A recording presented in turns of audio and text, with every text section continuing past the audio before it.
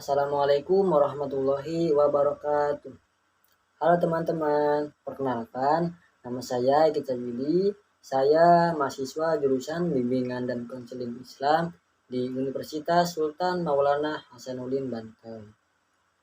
Pada kesempatan kali ini saya akan sedikit menjelaskan bagaimana sih pengadministrasian, bagaimana pengolahan data sosiometri, bagaimana bentuk sosiometri itu, dan bagaimana program bimbingan dan konseling. Nah, tujuan saya membuat video ini yaitu untuk memenuhi tugas mata kuliah mikro konseling.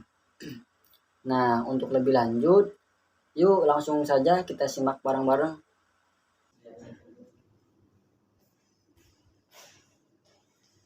Assalamualaikum warahmatullahi wabarakatuh.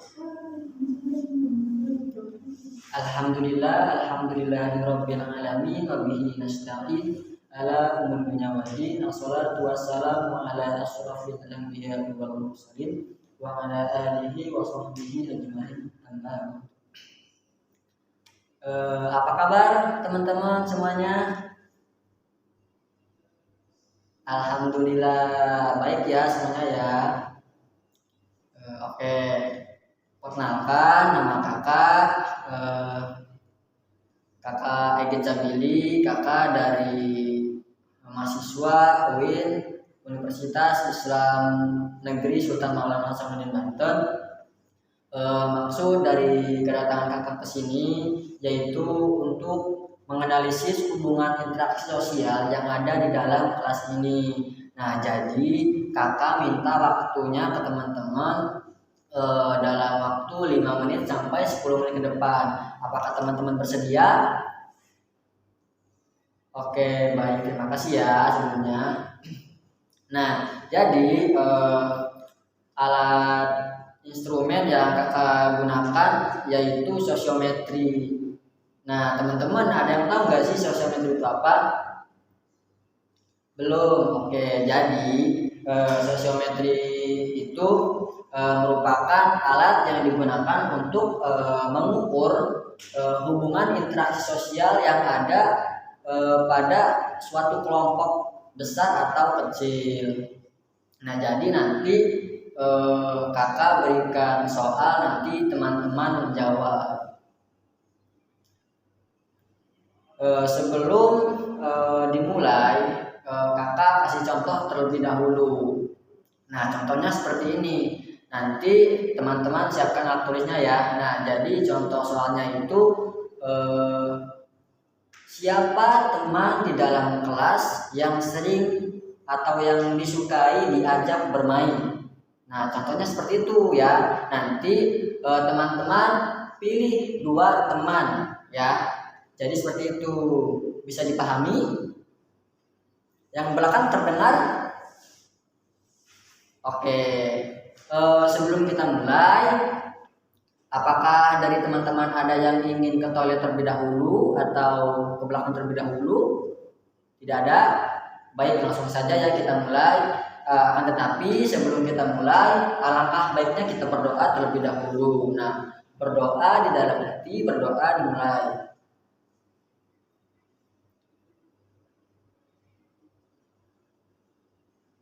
Berdoa selesai. Oke, baik. Sekarang dipersiapkan alat tulisnya serta kertas jawaban 1 lembar saja. Itu yang di belakang siapa namanya? Oh, Yanto.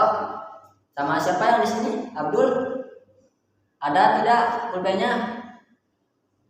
Oh, ada. Di itu ya, dipersiapkan ya dari sekarang. Oke, nanti kakak bakal sebutkan 1 soal, nanti teman-teman pilih 2 teman ya. Oke. Soalnya pertanyaannya yaitu siapa teman yang senang diajak berinteraksi? Kakak ulangin. Siapa teman yang senang diajak berinteraksi? Yang ke belakang terdengar? Oke, silakan ditulis ya, 2 teman saja.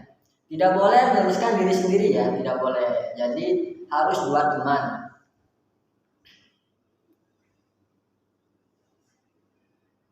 Jika sudah, silakan dikumpulkan ya. Oke, baik. Sini ya, dikumpulkan dulu.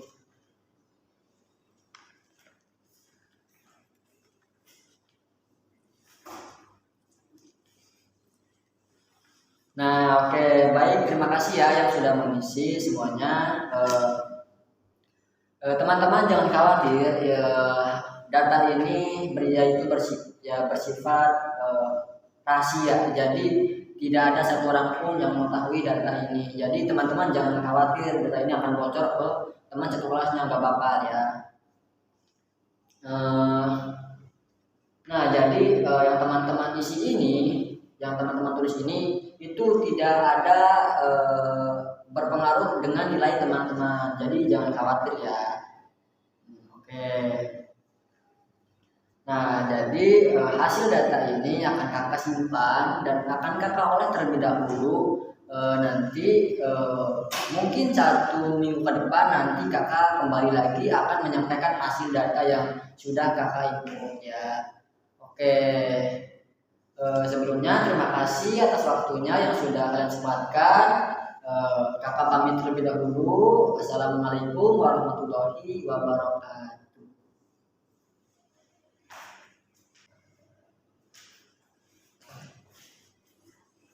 Halo teman-teman, assalamualaikum. Sebelumnya ada yang ingat kakak siapa? Apa? Abdul? Masih ingat Abdul? Oke, jadi ada yang masih ingat, ada yang udah nggak ingat ya, udah lupa. Kakak perkenalkan diri lagi, nama kakak Egit Sabidi, kakak dari mahasiswa Universitas Sultan Maulana Hasanuddin Banten. Nah, jadi maksud dari tujuan kakak kesini yaitu untuk menyampaikan hasil data yang minggu kemarin teman-teman isi. Nah, jadi kakak akan sampaikan hari ini ya. Nah, jadi dari hasil data yang kakak input yaitu ada beberapa teman di dalam kelas kalian yang tidak dipilih. Artinya yang tidak dipilih ini yaitu berarti tidak suka berinteraksi dengan teman satu kelasnya. Nah, nanti nama-nama yang kakak sebut ini kakak harap sukarela datang ya menemui kakak ya. Oke. Mungkin hanya itu yang kakak sampaikan. Terima kasih atas waktunya. Wassalamualaikum warahmatullahi wabarakatuh.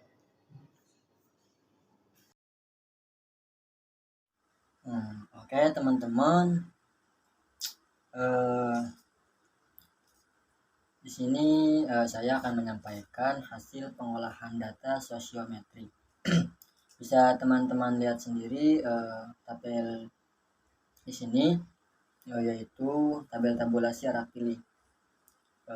Ada siswa. Nah, teman-teman lihat tabelnya. Di tabel pertama ada dipilih pemilih. Nah, di samping itu kolom samping ada angka 1, 2, 3, 4, 5, 6, 7, 8, 9, 10 itu inisial siswa ya. Untuk 1 sampai 10 ke bawah itu nomor ya. Nah, juga ada jumlah skor, terus jumlah pilihan 1, jumlah pilihan 2. Nah, keterangannya pilihan 1 itu pilihan pertama atau nama pertama yang dipilih. Nah, sedangkan pilihan 2 itu pilihan kedua atau nama kedua yang dipilih. Pemberian skor. Nah, pilihan 1 itu saya beri skor 3. Nah, untuk pilihan kedua itu saya beri skor 2. Nah, di sampingnya ada data. Nah, siswa 1 itu memilih siswa nomor 2 dan nomor 3. Siswa 2 memilih siswa nomor 1 dan 6. Siswa 3 memilih siswa 5 dan 8. Siswa 4 memilih siswa 1 dan 5. Siswa 5 memilih siswa 6 dan 7. Siswa 6 memilih siswa 5 dan 7.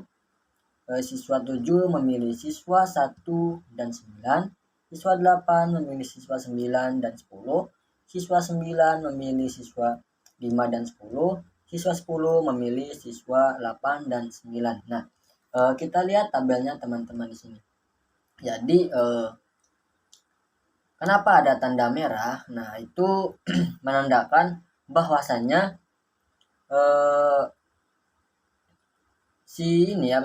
siswa tersebut tidak boleh memilih dirinya sendiri. Nah, jadi nggak boleh milih dirinya sendiri ya. Jadi harus milih temannya. Nah, kita contoh. Siswa 1 itu memilih 2 dan 3. Nah, pilihan pertama siswa 1 ini yaitu siswa 2. Saya beri poin 3 ya.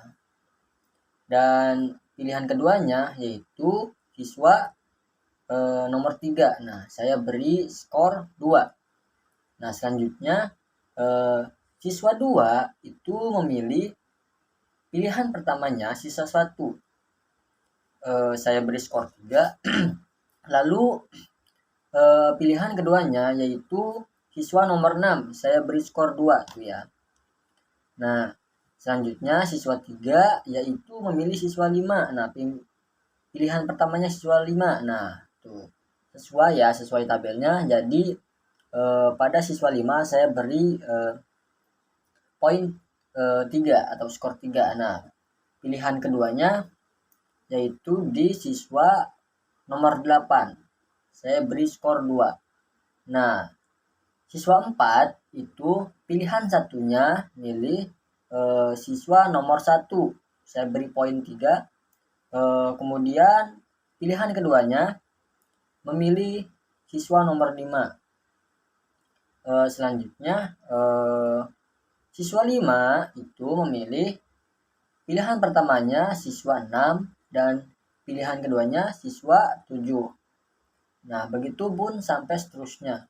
Sampai siswa nomor 10 ya. Nah, jadi di bawahnya itu ada jumlah skor. Nah, jumlah skor ini kita hitung dari berapa dipilih atau skornya berapa ya. Jadi kita beri contoh siswa 1. Nah, ini ya, siswa 1. Jadi siswa 1 ini mendapatkan skor 9. Nah,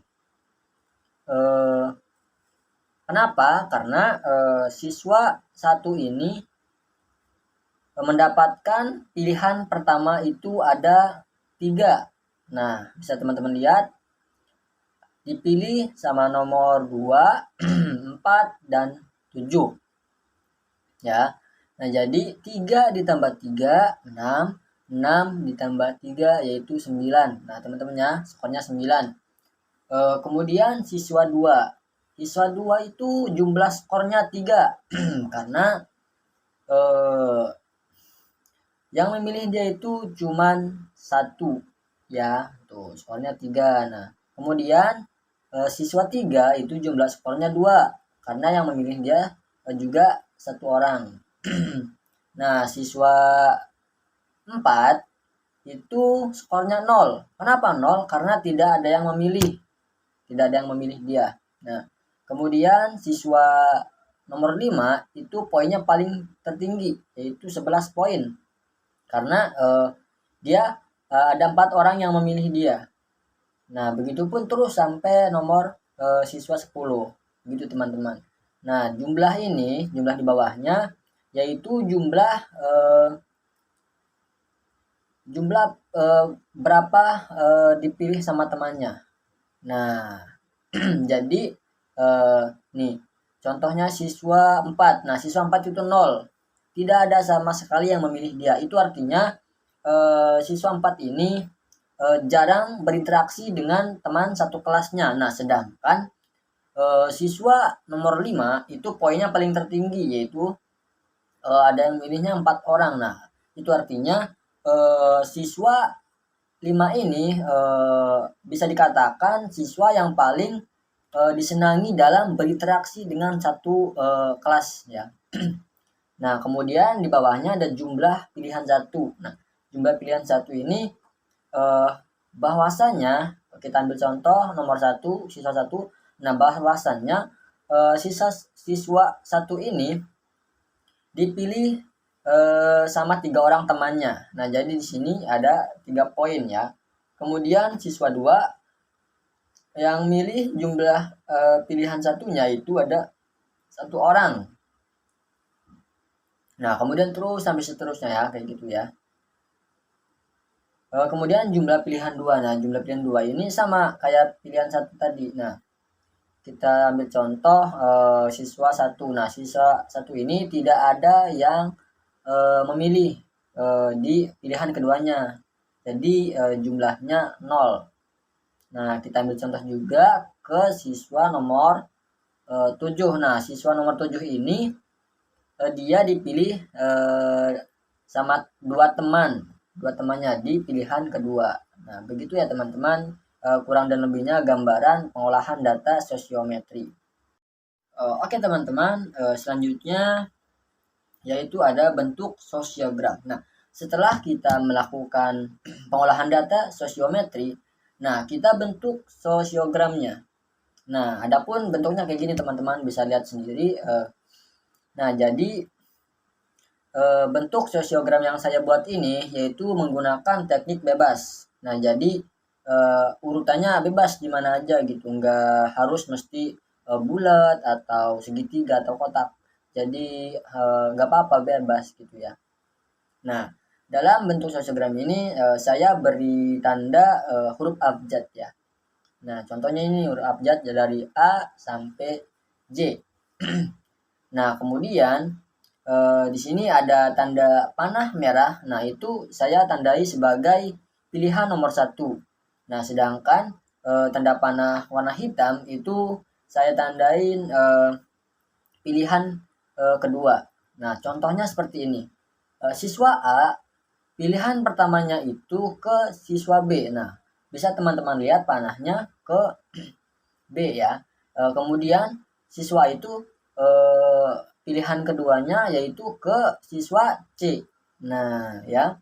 Bisa teman-teman lihat arah panahnya. Nah, siswa A pilihan keduanya ke siswa C. Nah, siswa B itu pilihan pertamanya ke siswa A. Nah, siswa B ini pilihan keduanya ke siswa F. Nah, terus begitu ya sampai huruf J. Nah, bisa teman-teman lihat juga jika ada dari dari bentuk ini, histogram ini yang arah panahnya tidak ditunjuk ke dia, itu artinya siswa itu tidak dipilih oleh satu teman kelasnya.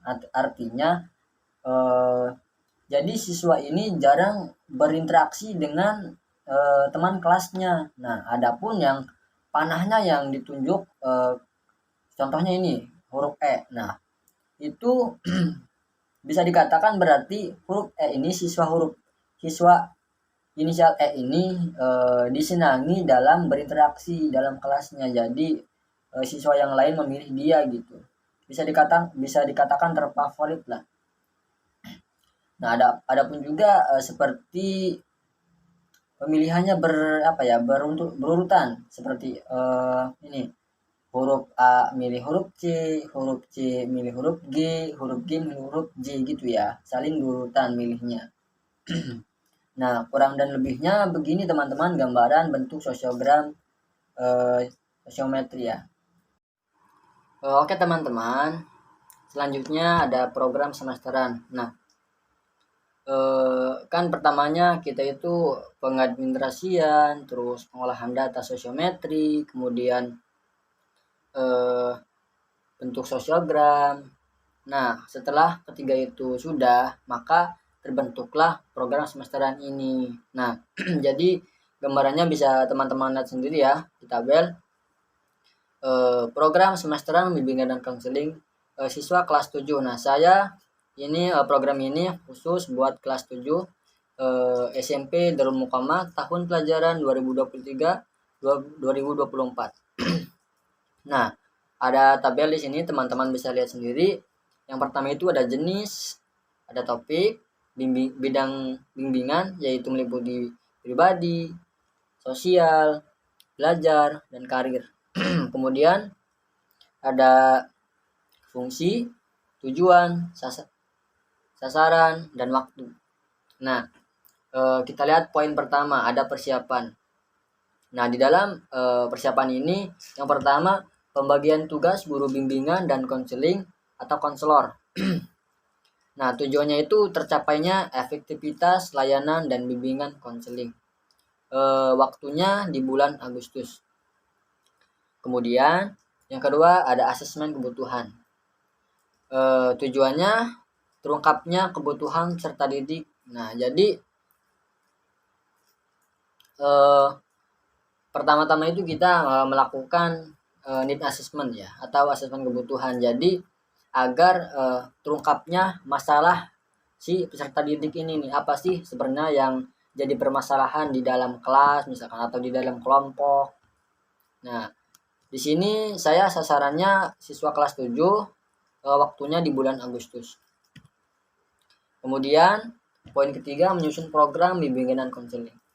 Nah, tujuannya layanan bimbingan dan konseling lebih terarah dan tepat sasaran. Nah, tujuannya menyusun program ini agar lebih terarah gitu proses konselingnya, jadi tidak salah sasaran gitu, sesuai apa yang sedang dihadapi permasalahan sama si peserta didik gitu ya. Waktunya di bulan Agustus. Kemudian poin keempat, konsultasi program bimbingan dan konseling. Tujuannya tercapainya keberhasilan layanan dan bimbingan konseling. Waktu di bulan September. Poin kelima, pengadaan sarana dan prasarana bimbingan dan konseling. Tujuannya terpenuhinya kebutuhan sarana yang menjunjung keberhasilan layanan bimbingan dan konseling. Waktu di bulan September. Kemudian bagian B ada layanan bimbingan dan konseling. Nah, yang pertama layanan dasar. Saya mengambil layanan informasi. Nah, topiknya meningkatkan kemampuan dalam berkomunikasi. Nah, meliputi bidang pribadi dan sosial. Fungsinya itu untuk pemahaman dan pengembangan. Tujuannya agar peserta didik memahami pentingnya bersosialisasi dengan teman dan membantu mengembangkan hal-hal yang ada pada peserta didik. Nah, jadi adanya layanan informasi ini agar peserta didik itu memahami gitu pentingnya berinteraksi dengan teman-teman di kelasnya gitu. Sarananya siswa kelas 7, waktunya di bulan September. Kemudian selanjutnya ada bimbingan dan selanjutnya bimbingan kelompok. Nah, meliputi bidang pribadi, sosial, dan belajar. Nah, fungsinya untuk pemahaman dan pengembangan. Tujuannya untuk memberikan kebutuhan melalui bimbingan kelompok.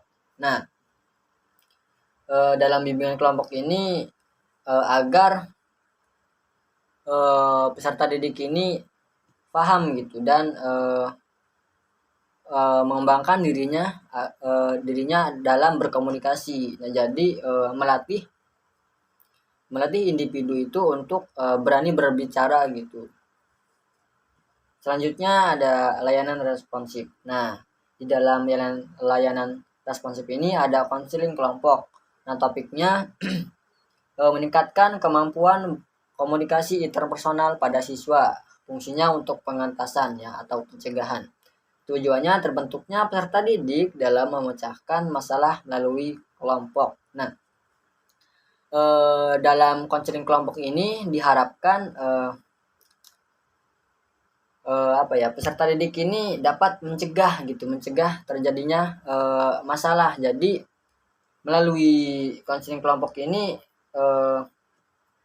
peserta didik dapat memecahkan masalahnya secara berkelompok gitu. Jadi ada saling berinteraksi satu kelompok. Nah, sarananya siswa kelas 7, waktunya di bulan Oktober. Selanjutnya ada dukungan sistem. Nah, yang pertama itu menyusun dan melaporkan program bimbingan dan konseling. Nah, tujuannya untuk pertanggungjawaban kinerja kepada kepala sekolah. Nah, sarannya konselor sendiri ya. Waktunya di bulan November sampai Desember. Selanjutnya ada membuat evaluasi. Nah, tujuannya itu untuk penilaian ketercapaian program layanan bimbingan dan konseling. Nah, adanya evaluasi ini agar konselor ini mengukur gitu seberapa kecapaian gitu atau kesuksesan dalam program bimbingan dan konseling tersebut. Waktunya itu di bulan November sampai Desember. Selanjutnya ada melaksanakan administrasi dan mekanisme bimbingan dan konseling. Nah, tujuannya untuk bukti fisik pelaksanaan layanan bimbingan dan konseling. Waktunya di bulan November sampai dengan Desember. Nah, mungkin itu gambaran dari program semester bimbingan dan konseling. Mungkin hanya itu yang dapat saya sampaikan. Wassalamualaikum warahmatullahi wabarakatuh.